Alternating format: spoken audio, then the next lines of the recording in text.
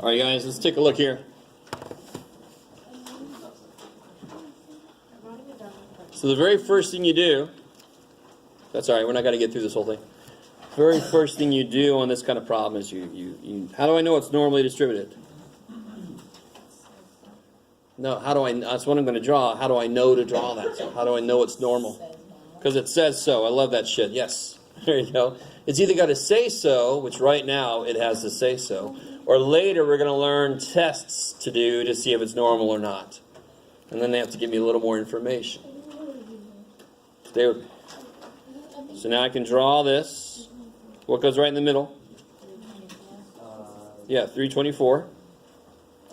And I'm interested in 330 to 350. So I want this area right there. So that's what you do before you do any math stuff. You draw the picture and label it.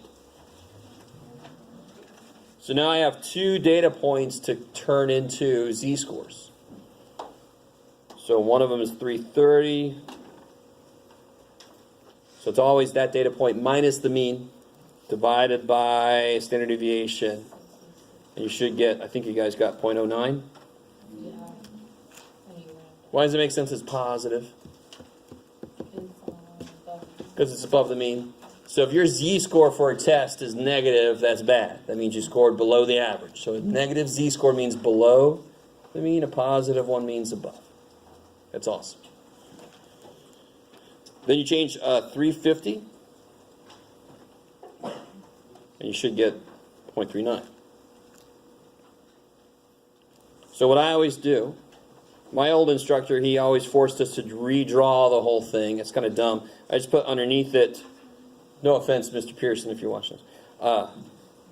I just put beneath this, in parentheses, their z-scores. It's going to have the same picture. I just translated it into z-scores. So when I look up 0.39, that's going to be below this. When I look up 0.09, it's going to be below this.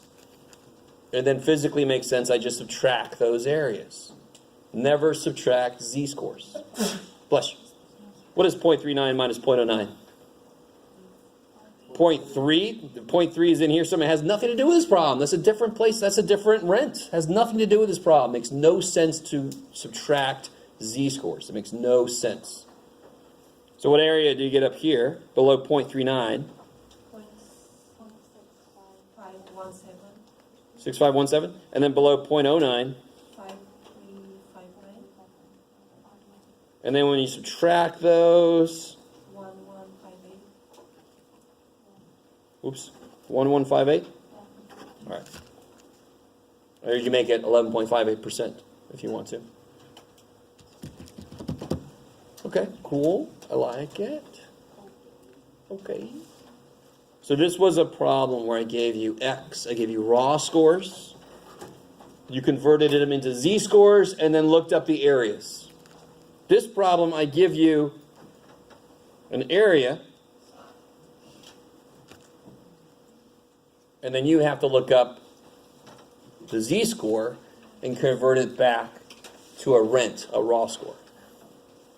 So 0.15, I think the closest you can get is good old Christopher Columbus, 1492, right?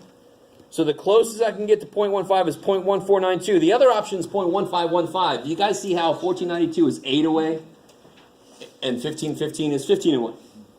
So you just take the one that's closest.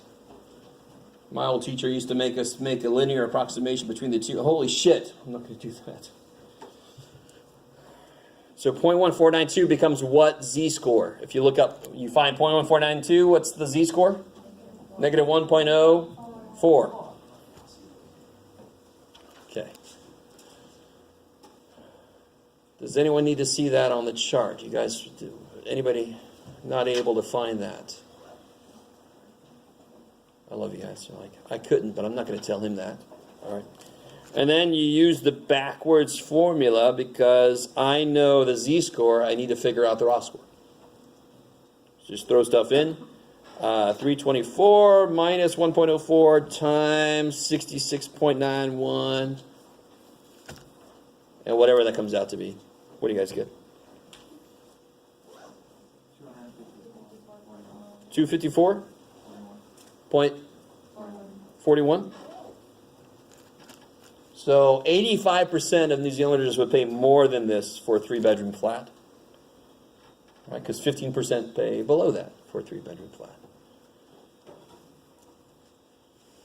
This one, it's a little bit easier than the first one to start off with. There's only one value I'm interested in, that's 585.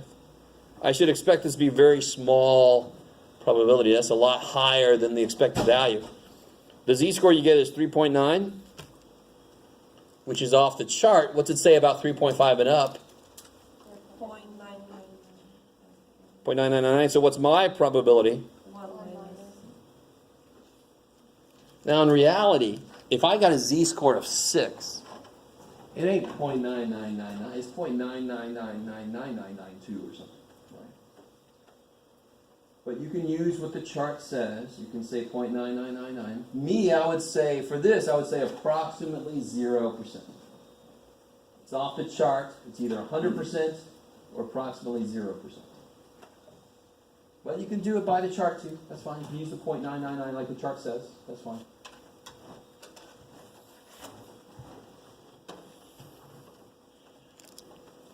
You guys love this shit. So, I know how to make z-scores out of x scores that they give me. We know the z-score formula. I have a chart that translates a z-score into an area below that z-score. Areas are probabilities. So that's why to answer probability questions for a normal distribution, I need to get the z-scores so I can look them up. Here, they gave me the percentage. So I had to do all that backwards. I started with where I normally end. What time is it? All right, we'll do this one next time. The next test is Monday the 22nd. Not this Monday. Not this coming Monday. This coming Monday we'll have a quiz on chapter 6. Quiz on chapter 6 is Monday. What is that? The 15th?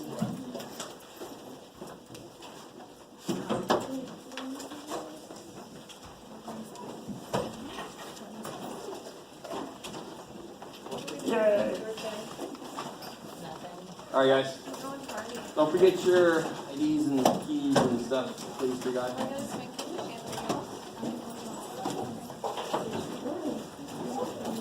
Double check the load bearing strength of the chandeliers.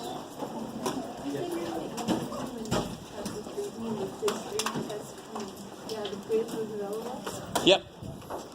Okay.